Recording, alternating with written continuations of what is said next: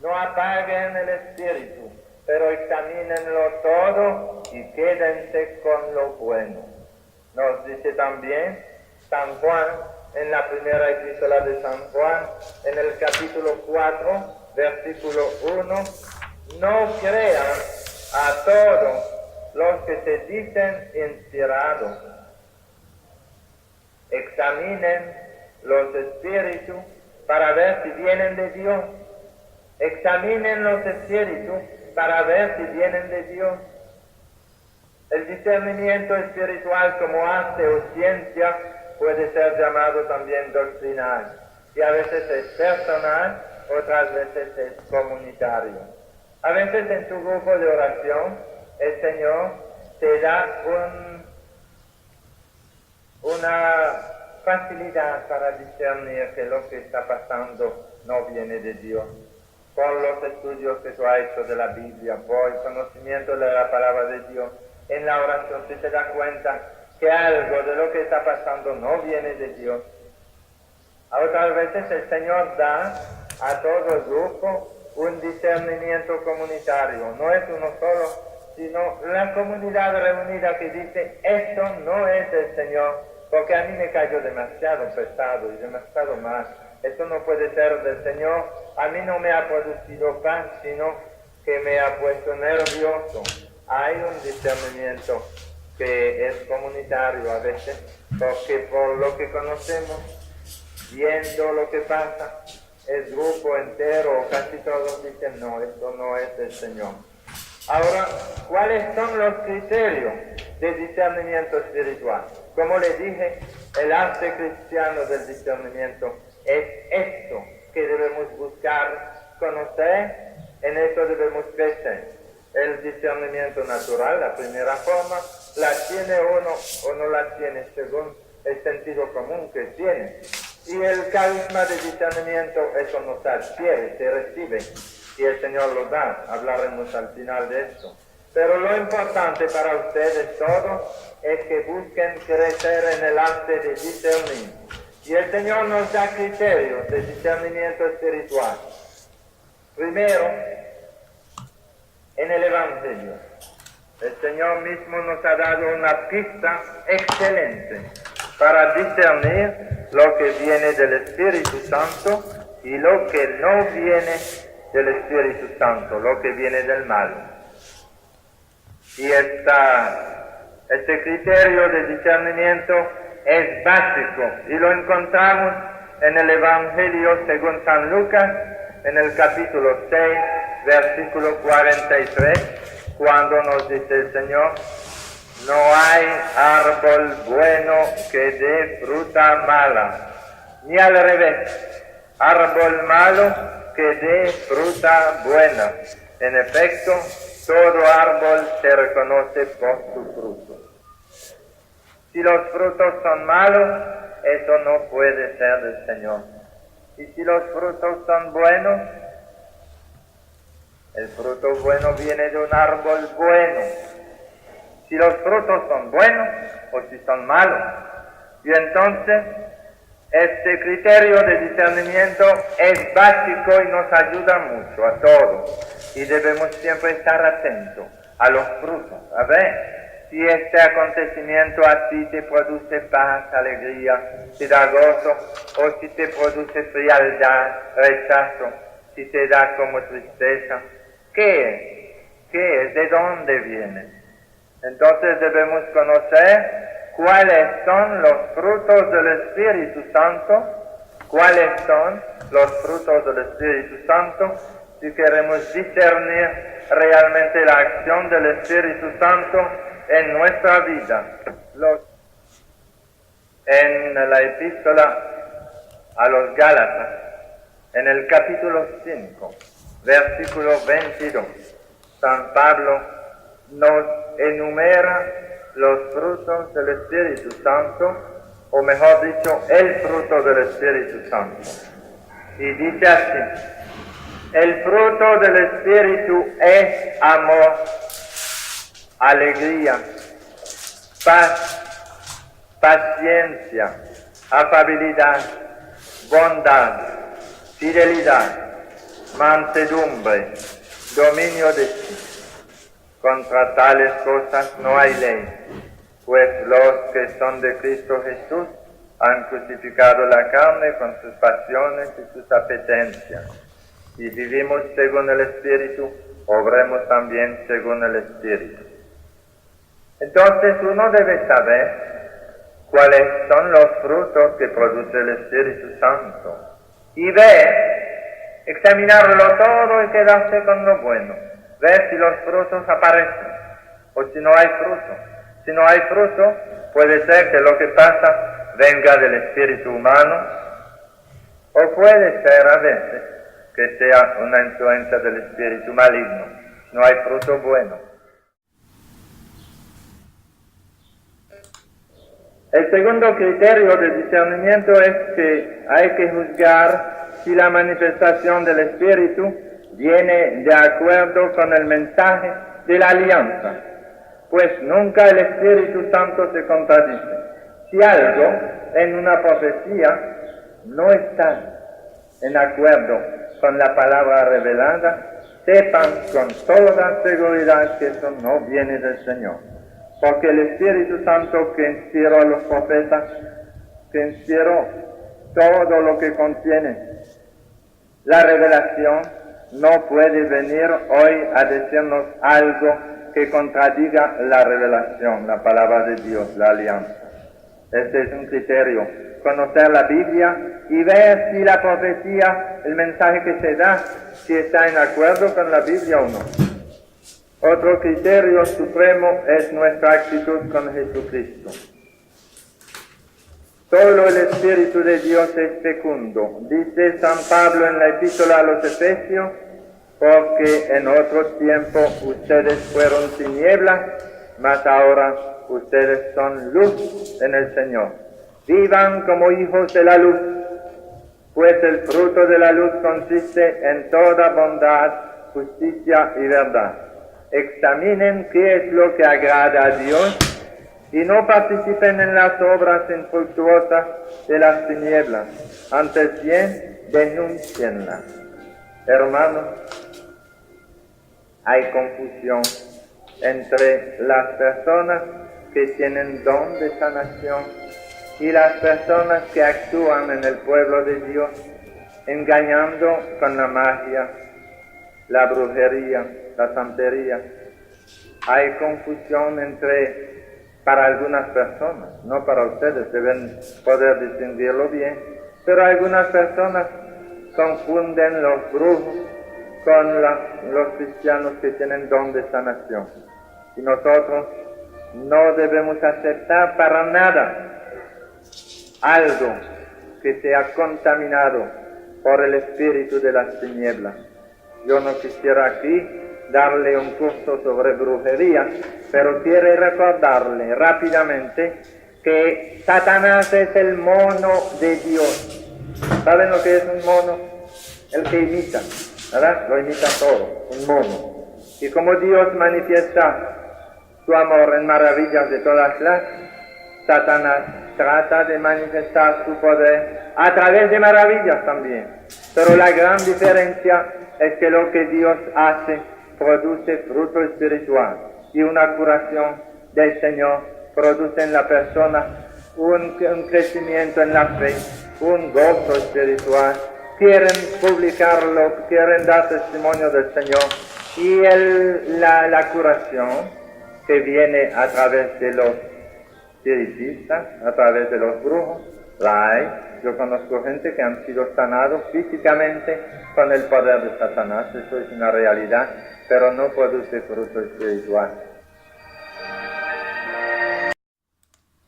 Yo fui a hacer el segundo nivel de esos seminarios de Insight y me puse enfrente de la gran mentira con la que yo estaba viviendo mi vida, una vida de hipocresía, vivida de cara a los demás, a lo que los demás puedan esperar de mí, pero no con una certeza y con una verdad interna de escucha propia interna de qué está pasando.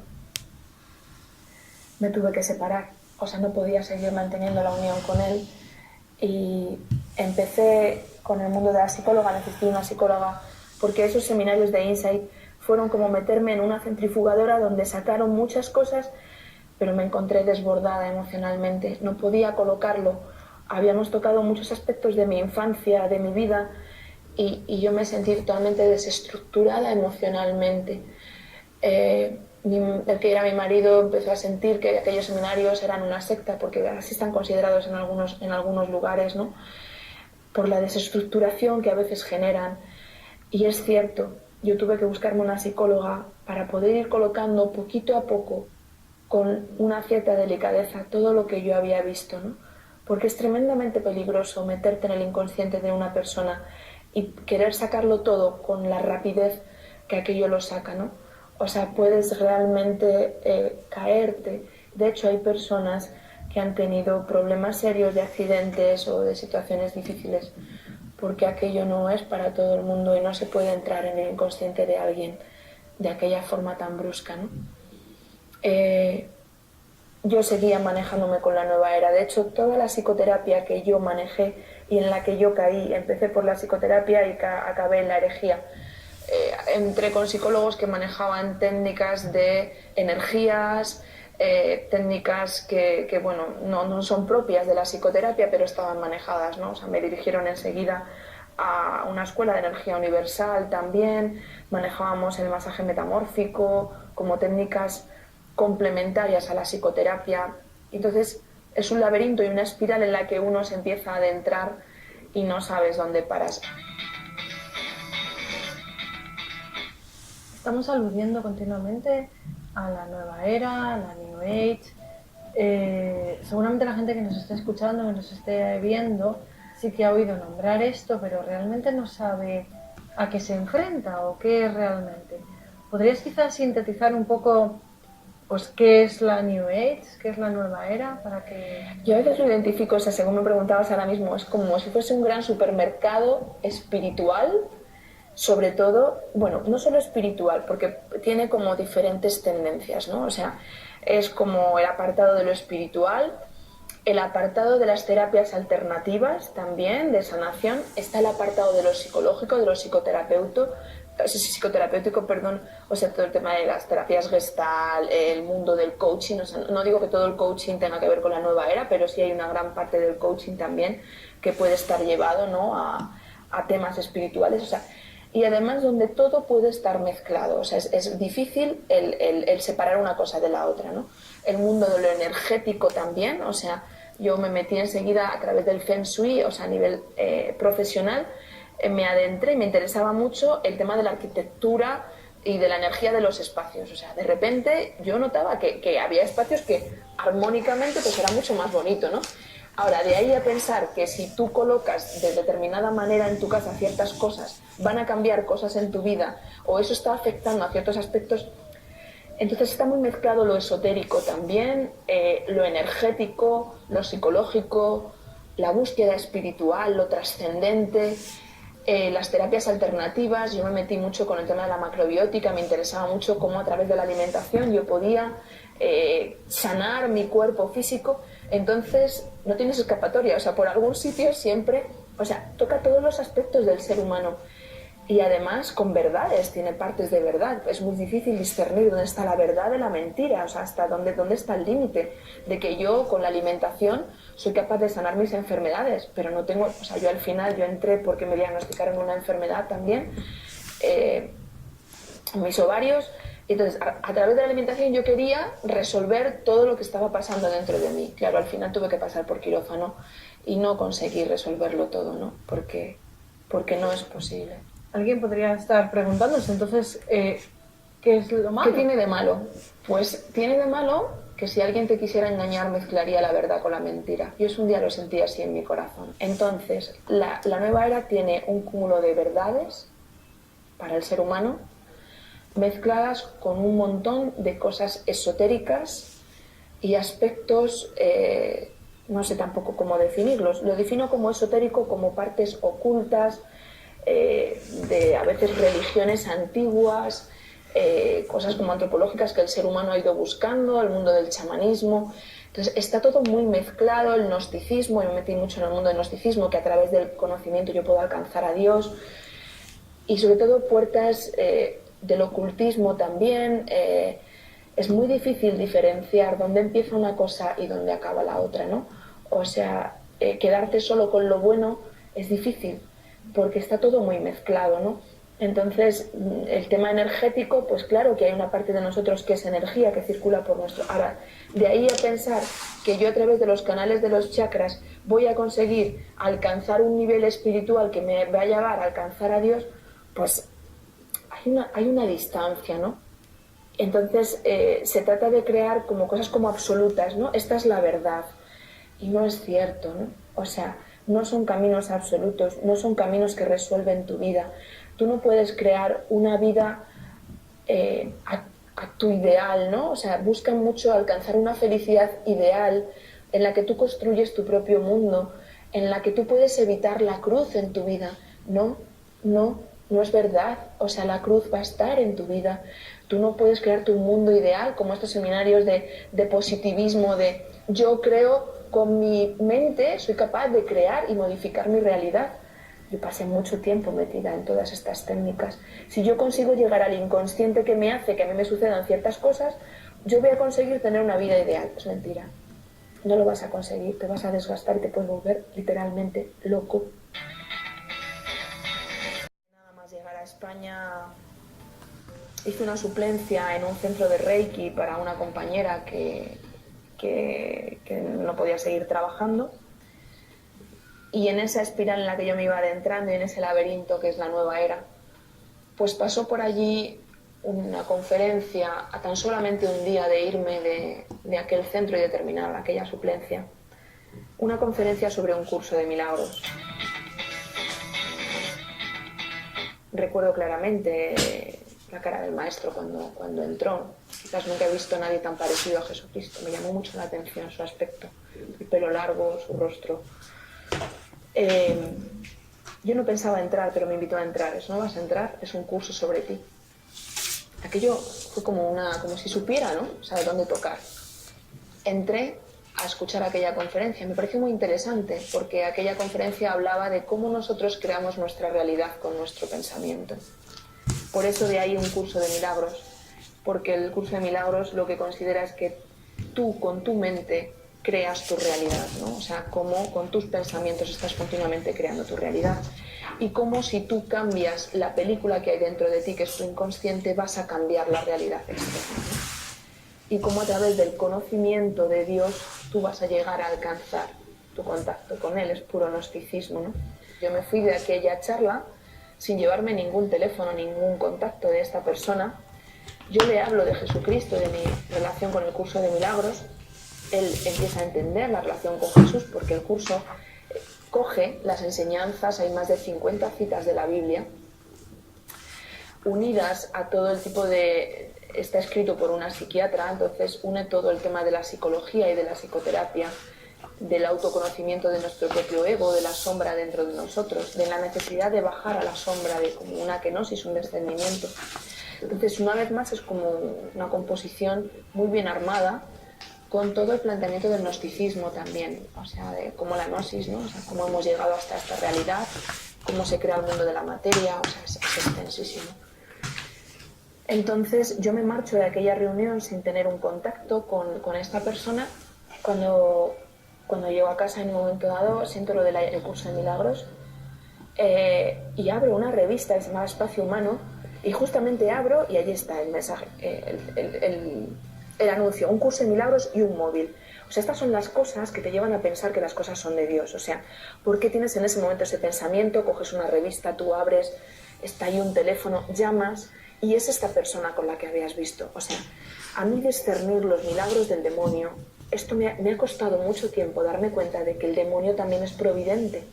O sea, que también utiliza esa aparente providencia, discernir qué es de Dios y qué es del maligno. O sea, el maligno tiene mucho poder, actúa también en nuestra realidad y te hace creer. Entonces, poner todo con distancia a lo que está sucediendo, ¿no? Yo, claro, ¿cómo no pensar que tengo este pensamiento, que encuentro esta revista, que está este teléfono? ¿Cómo pensar que aquello no viene del Espíritu de Dios? Yo llamo y, claro, caigo en esta charla, vamos, creía que yo soy llevada de la mano del Espíritu. Con esta persona, además, que tenía un poder de manipulación muy fuerte, o sea, y un conocimiento interior muy, muy potente. Él enseguida que me conoce me quiere formar como maestra del curso. A pocos meses que yo estoy allí me propone ser maestra del curso de milagros. Claro, eso también toca mi soberbia, ¿no? Es como, oh, elegida para ser maestra de un curso de milagros. Y entonces, bueno, pues entro en este grupo. Igual que con Insight se crea un sentimiento de pertenencia muy fuerte, de vínculo muy fuerte con el maestro, al punto de que empiezan a suceder como hechos de la providencia, una vez más que yo considero que están siendo llevadas. Vendo mi casa, me voy a vivir con ellos, dejo mi familia y creo un vínculo muy fuerte, creyendo seguir las enseñanzas de un curso de milagros y con el interés de difundirlas, creyendo seguir a Jesús, porque la voz del curso de milagros que esta mujer, Helen Schucman, escucha, dice ser la voz de Jesús. Hay mucha gente católica utilizando el curso de milagros ahora mismo y que cree que es compatible porque habla del perdón, habla del amor. Ahora, ¿cómo manejas tú todo eso con que el pecado no existe, que también lo dice, no somos un cuerpo, esta realidad es todo mentalismo? O sea, somos puro espíritu, o sea, el cuerpo no tiene ninguna importancia, o sea, no somos cuerpo y alma, somos únicamente espíritu, ¿no? Tal como Dios nos creó. Entonces es una amalgama, es una mezcla de enseñanzas que un día me decía un sacerdote, ¿cómo caíste ahí? Pues porque yo no tengo una formación a nivel de teología como para rebatir todas estas enseñanzas. Luego paso 5 años metida en esta secta pseudo-cristiana del curso de milagros, creyendo seguir a Jesús, creyendo ayudar a otras personas, difundiendo estas enseñanzas. Creamos una fraternidad en la que yo vivía con ellos. Y bueno, me cuesta 5 años darme cuenta de que es un engaño, de que es mentira. ¿Cómo salgo de ahí?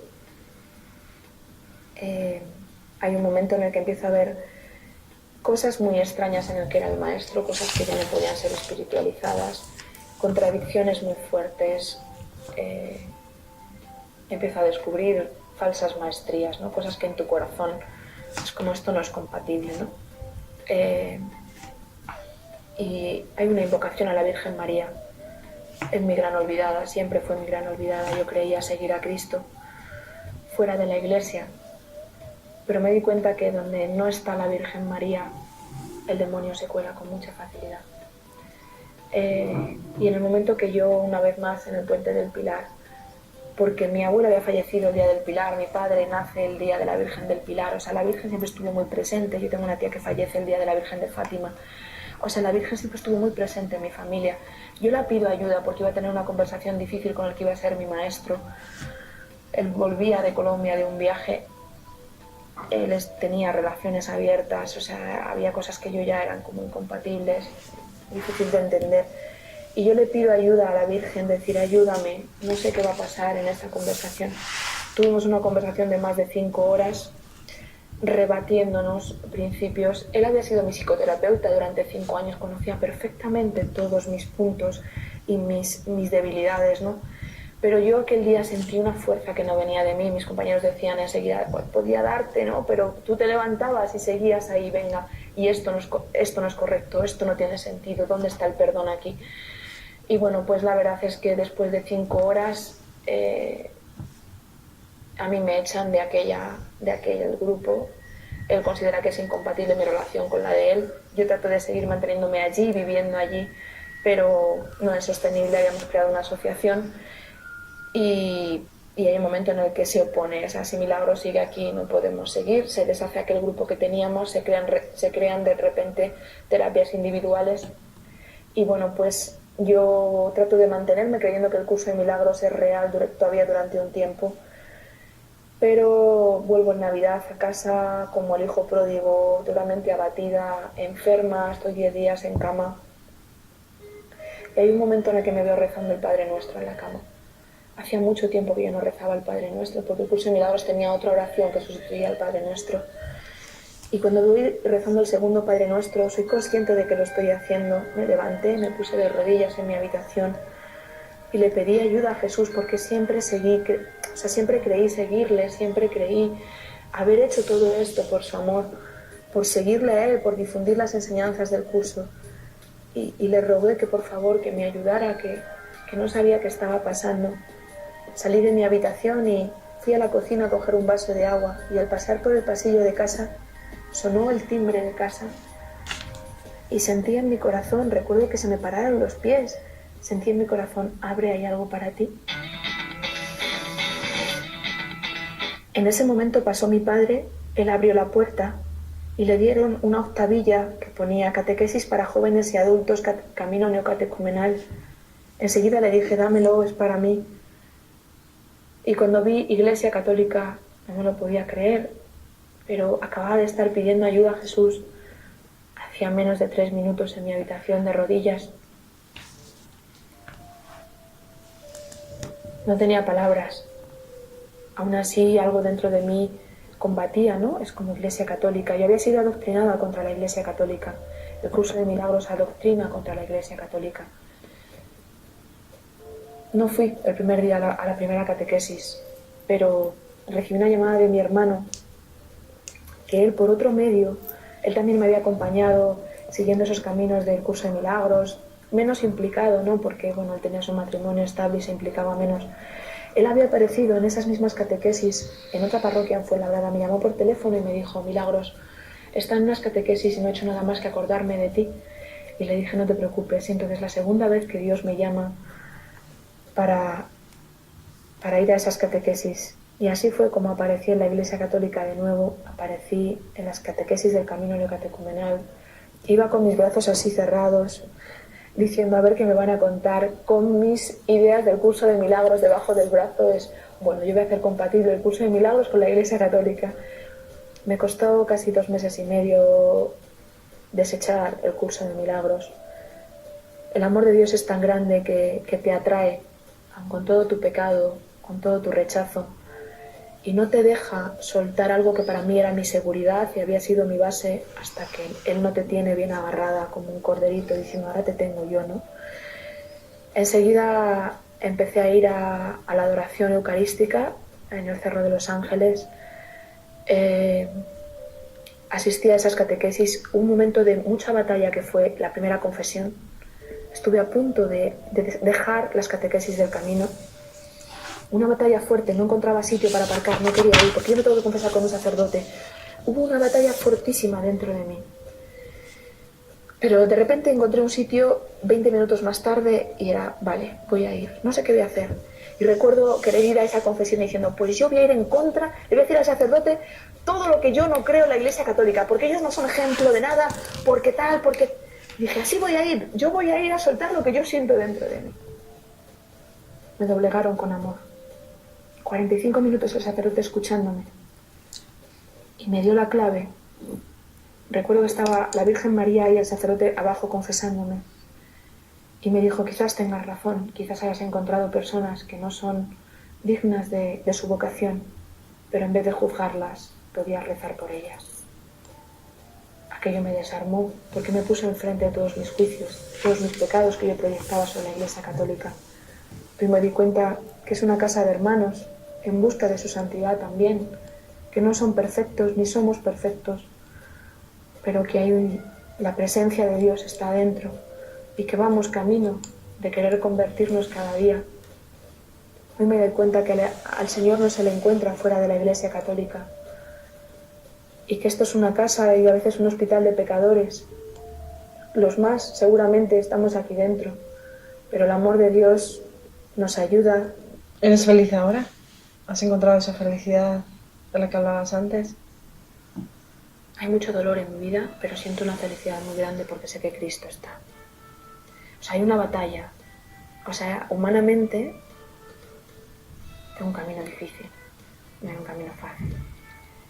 Me imagino que este camino está lleno de heridas, de sangre, como las heridas de Cristo, pero en cierto modo te sientes ahora mismo confortada. Pero detrás de batallas, de dolor, de cruz, hay una fuerza que supera absolutamente todo. Una fuerza que me hace levantarme, que da sentido cada día, cada mañana. repone donde yo antes me deprimía, Él me levanta. Donde yo antes lloraba, soy capaz de sonreír llorando. Es una cosa muy extraña, ¿no? O sea, siento con mucha fuerza el amor de Dios en mi vida. Me siento a Él combatiendo. No soy yo, humanamente yo me caigo, humanamente yo no puedo. Humanamente veo mi miseria, veo mis heridas, veo mis cansancios. Pero hay toda una fuerza detrás. A veces siento como si Él se metiera, como si mis manos se extendieran, como si mis pies se levantaran. Hay algo muy bonito. Hay una alegría en mi corazón que dice, no importa. Hay un amor que es por tu amor, Señor. Es por tantos, o sea, es como una obra que es, sí, vamos, podemos hacerlo, o sea, se puede, Señor.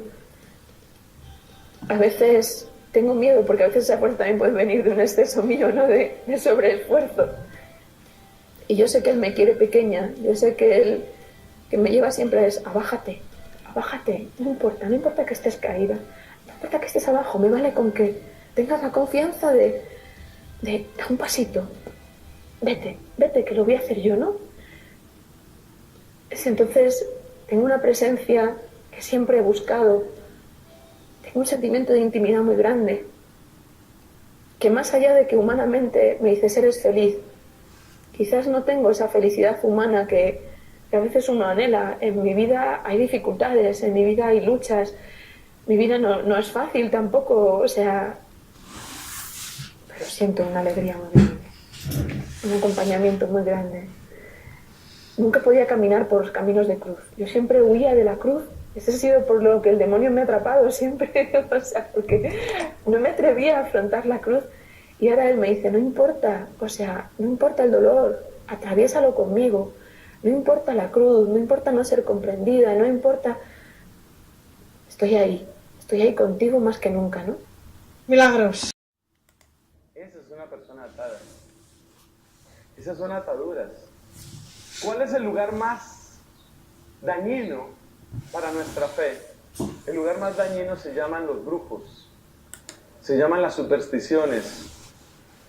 Aquí en Estados Unidos abundan, eso es lo que yo he podido comprobar, brujos que no se presentan como brujos, porque si ponen en la puerta de la casa dice Pepe Rodríguez, brujo, tal vez no le llega a mucha gente.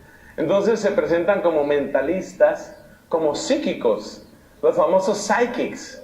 Y entonces te ofrecen palm reading, ¿no? Te van a leer la palma y te van a contar tu futuro y te van a sanar de tus enfermedades y todo ese tipo de cosas. Hermanos, solo hay alguien que está detrás de todas esas prácticas y se llama Satanás. Se llama Satanás. ¿Y cuál es el propósito de todo eso? ¿Cuál es el propósito de todas esas prácticas de la nueva era, todas esas prácticas de lectura de la mano, todas esas prácticas de meditación? Nuestro predicador anterior comentaba que Pablo y Silas, cuando estaban en la cárcel, no se pusieron a concentrarse y a decir a ver cómo se abría la puerta, ¿no? Entonces uno tiene que tener claro, mis hermanos, que detrás de eso hay cadenas. ¿Y qué es lo que está atacando el demonio? Principalmente ahí, tu fe, es lo que está atacando. Que tú vivas en una confusión perpetua. Las personas que se meten, por ejemplo, en este asunto de rosacrucismo, las personas que se meten en el gnosticismo es terrible, porque el gnosticismo es la reducción de la fe a una idea. Y nosotros no somos salvos por una idea, somos salvos por una persona, por la persona adorable de... Amén. Amén. Nosotros somos salvos en Cristo. A nosotros no nos ha salvado una buena idea. A nosotros no nos ha salvado un plan o un proyecto. A nosotros nos ha salvado la sangre preciosa de Jesucristo. Amén. Es esa la que nos ha salvado.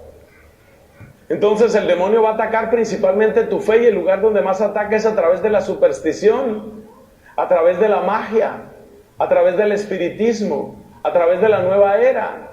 Y la gran mayoría de los católicos, incluso un buen número de sacerdotes, y vergüenza me da decirlo, parece que están completamente dormidos con esto, y a la gente le parece completamente normal entrar a un curso de yoga y nadie sabe de dónde vienen los nombres de las posturas del yoga hasta que te pones a investigar. ¿Sabes cuál es el origen remoto de las posturas del yoga? De los nombres de las posturas del yoga. Son invocaciones de dioses hindúes. Entonces, por ejemplo, cuando en la postura de yoga te dicen, ahora levante su tobillo y póngalo sobre su nuca. Cosa que a personas como yo nos resulta completamente sencillo. Ya es un poco más difícil cuando tocan los dos pies, me cuesta un poco más de trabajo. ¿Por qué esa postura? Mire, aquí por ejemplo, póngale cuidado como voy levantando. Bueno, mañana sigo, pero la idea es esa. De uno va levantando el pie y lo pone en la nuca. ¿Por qué pie en la nuca no se llama? Ahora vamos a hacer la postura de pie en la nuca. No, eso le ponen su nombre, Rajatama, Shakayama, y usted no sabe lo que está diciendo. Pero si usted investiga, son invocaciones de dioses hindúes.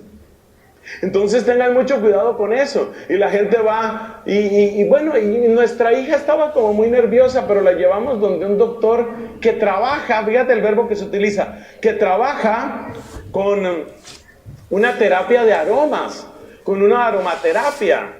Y ahí encienden unas velas, y él hacía unos movimientos, y entonces viene el tema del Reiki y la aromaterapia, y nos metemos en todo eso. Tú no tienes ni idea de qué puertas estás abriendo. Y no tienes ni idea de quién se está metiendo a través de esas puertas. Y luego estamos encadenados. Grandes empresas están consagradas a los demonios. Hay gobiernos que han hecho pactos con los demonios. Así como se oye. Esto se está grabando, les pido el favor de que no digan el nombre de ningún país en este momento, pero todos estamos pensando en un país de nuestra América que ha sido consagrado a los brujos y ha sido consagrado a los demonios. Y ustedes saben en qué situación se encuentra ese país y no lo vamos a decir aquí. Entonces, hermanos, el demonio ataca, el demonio amarra. ¿Y qué es lo que él pretende? Que tú no puedas creer. Porque el día en que tú creas, el día en el que tú creas, el día en el que tú le digas a Jesucristo, yo creo en ti, ese día se rompen las cadenas. Ese día se rompen las cadenas.